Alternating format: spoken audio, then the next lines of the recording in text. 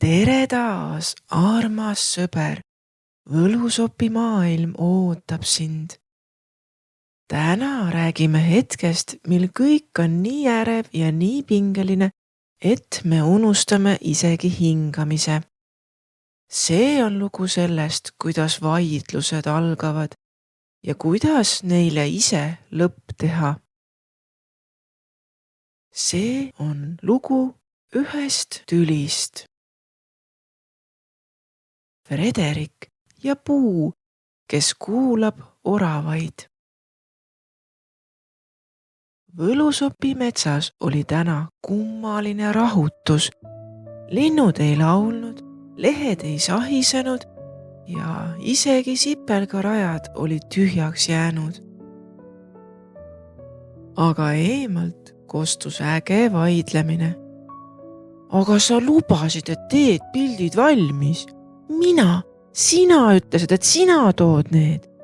Mul polnud aega, sest ma pidin enda tuba koristama. See ei olnud tavaline vaidlemine. Need olid Runo ja Siira ja see oli päris tüli.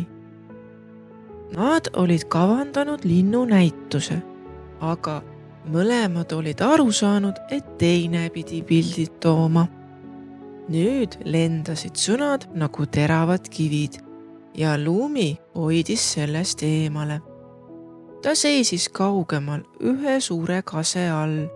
Ta hoidis käes väikest karpi, milles olid ühiselt korjatud linnusuled, mis pidid näitusele minema. Ainult et neid sulgi pole kusagile panna. Ja nüüd Runo ja Siira vaidlesid valjusti. Ja täiesti ilma teist kuulamata. Lumi kõndis nende poole, kartes küll, aga lootuses aidata. Äkki me rahuneks korraks, alustas ta. Lumi, mitte praegu, ütles talle Siira. See ei puutu sinusse, ütles Runo. Need sõnad ei olnud tigedad, aga need olid rasked. Lumi istus tagasi kase alla ja pani karbi maha. Ta ei nutnud, aga tema sees tekkis vaikus, mis ei olnud rahulik. Hetk hiljem, kui sõnad lõpuks väsisid, tuli vaikus. Mitte sõbralik, mitte mõnus, vaid paks, keeruline vaikus. Just siis maandus nende juurde Frederik. Tema tiivad ei sahisenud, vaid laulsid madalat heli, nagu kell, mis teab, millal on aeg peatuda. Ta ei öelnud midagi, mitte kohe. Ta vaatas kõiki, Runot, Siirat ja Lumit. Ta silmad peatusid Lumil, kes hoidis silmi maas. Mis siin toimub? Tema tegi seda, mina tegin. Kõik rääkisid korraga ja valjult. Frederik tõstis tiibu. Aitab. Hingame korra ja räägime nii, et kõik saaks olla kuulatud. Kas keegi soovib, et teda mõistetaks? Kõik noogutasid. Kas keegi tunneb, et teda ei kuulatud? Kõik noogutasid uuesti. Kummaline, kas pole? Kõik tahavad, et neid kuulataks, aga samal ajal räägivad üksteisest üle. Rahu algab kuulamisest. Siira suskas varbaga mätast. Runo kratsis kõrva tagant. Lumi oli endiselt vait. Frederik pöördus tema poole. Lumi? Lumi tõstis pea. Silmis olid pisarad. Ma lihtsalt tahan, et te oleksite jälle sõbrad. Ma ei taha tülitseda. ma ei taha olla see, kes peab kogu aeg rahu hoidma. Ma ei saa, ma ei oska. Vaikus, aga seekord kurb ja päris. Frederik noogutas. Lumi, sa ei pea olema rahuvalvur. See pole ainult sinu töö. Rahu on meie kõigi töö. Ta vaatas teistele otsa. Ja tüli ei teki kunagi ainult ühelt poolt. Üksinda on väga keeruline tülitseda. Lapsed muigasid. Runo ohkas ja vaatas Siirat. Ma olin kindel, et sina tegeled piltidega. Mina mõtlesin sisu peale. Siira kehitas õlgu. Mina arvasin, et sina tood pildid, aga ma ei küsinud. Ma lihtsalt eeldasin.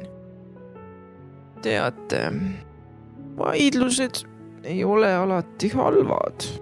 Nad näitavad, et teil on kirg, et teil on erinevad arvamused. Aga kui me jääme ainult oma arvamust kaitsma, siis ei näe me kogu metsa. Ainult ühte puud. Kogu mets on aga erapooletu. Frederik istus, vaatas oma tiibu. Ma olen päris palju juba ringi lennanud ja nii mõndagi vaidlust näinud. Mõnes kohas vaieldi ainult selleks, et olla kõige targem. Mõnes ei vaieldud üldse ja seal kasvasid umbrohud, sest keegi ei julgenud midagi öelda. Aga päris sõprus ei karda vaidlust. Päris sõprus küsib, kuidas sa ennast tunned? Ja kuulab päriselt. Kas te tahate proovida uuesti? Koos? Kõik noogutasid. Runo ohkas justkui vanu tundeid vabastades ja pöördus siis Siira poole. Kas hakkame kohe pihta? Siira noogutas. Jah, kasutame sinu värskelt teritatud pliiatseid. Lumi asetas sulgede karbi keskele ja ütles, et me ei unustaks, mille nimel me üldse alustasime. Aga enne võiksime kõik ühe hingetõmbe teha ja teineteisele päriselt otsa vaadata. Kõik istusid hetkeks ringis. Frederik sirutas tiivad ja kogu mets helkis hetkeks nagu uus algus. Siira ütles, Frederik, kui mets ei vali poolt, kas siis sina oled ka nagu mets ise? Frederik naeratas. Ma ütleks pigem, et ma olen puu, aga selline, kes kuulab ka oravaid. Runo küsis, aga kas mõni puu on kunagi tülitsenud teiste puudega? Siira kehitas õlgu. Kui on, siis kindlasti kasega. Neil on nii ilus valge tüvi ja nii palju toredaid lehti, et teised puud on kindlasti kadedad. Kõik hakkasid naerma. Lumi tundis, nagu oleks suur koorem tema õlgadelt maha kukkunud. Naer on parim viis sulgeda tülile uks. Sest naer mahutab kõiki. Võlusopi mets hingas kergendatult. nagu oleks ka tema tülis olnud ja nüüd lõpuks vabandust palunud. Konfliktid juhtuvad isegi parimate sõprade vahel. Aga kui me soovime, et meid kuulataks, peame ka ise kuulama. Rahu hoidmine on meie kõigi töö. Mõistmine ja vabandamine viivad meid tagasi õigele teele. Rahu ei teki siis, kui kõik on ühel arvamusel, vaid siis, kui kõik tunnevad, et neid on päriselt kuulatud.